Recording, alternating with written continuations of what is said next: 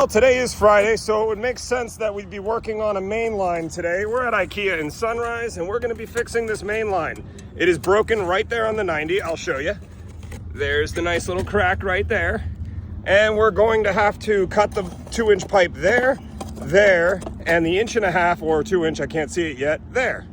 Then we're going to put all of this back together. But before we can do that, we have to carefully dig around this main line because as we were digging this up, Friday happened. So now we have to fix the pipe underneath the main line and the main line. Let's get after it. Checking back in, this is where we're at. We're almost done digging. We have to dig a little bit more on this end over here so that we can access the pipe right after where that crack is to cut it and get down to clean pipe. Now how I'm going to fix this is with a straight connection repair. So either I'm going to use a slip fix or a Dawn repair fitting. I haven't decided yet. But in any case, I'm gonna have to finish the digging, clean this out, and cut the pipe out of my way, and that's where I will rejoin you. All right, now that we got all the busted fittings and pipe out of our way, it's time to rebuild it. I'll get started by cutting a section of pipe and gluing a coupling to it, but before I can fit it in where I need to get it, I needed to clean out that area. As you can see, I got it in, and I'm using a quick repair coupling made by Dawn Industries because it's not as thick as a slip fix.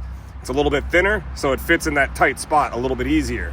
As you can see, I angled the T in the opposite direction, or actually 90 degrees from where it was originally, because we won't be able to connect that pipe back to the valve the way it was. It's Friday, so of course in the middle of doing that main line repair, I got a call to come out to another property to take a look at an emergency problem with 2 different pump stations. So come along with me, let's go take a look at them. Okay, so for the first pump, we've got a leaking pressure relief valve. That's a simple fix. We'll just unscrew that and put a new one on. Let's go look at the second pump. Apparently the second pump needs to be hand started. I have no idea what that means. He says he has to move the wings on the back of the pump to get it to start. Yeah.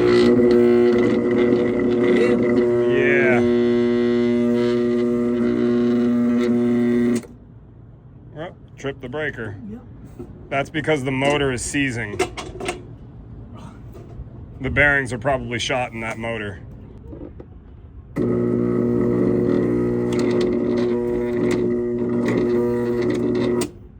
Tripped it again.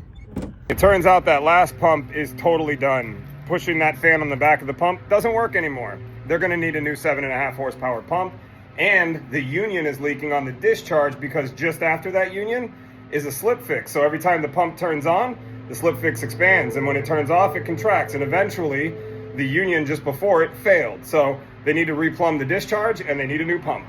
I hate giving bad news like that, but it is what it is. Now we get to go back to the IKEA project. Should unlock my truck. Well, unfortunately, this one is going to be broken under the road. So that's going to be a bit difficult to fix.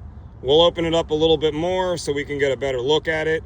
But this might not get repaired today on a Friday because if it is broken under the road, then we're going to have to dig a much longer trench so that we can start putting pipe into this trench to reach the other side of the road over here, because that pipe does feed all the valves that are watering this green space over here.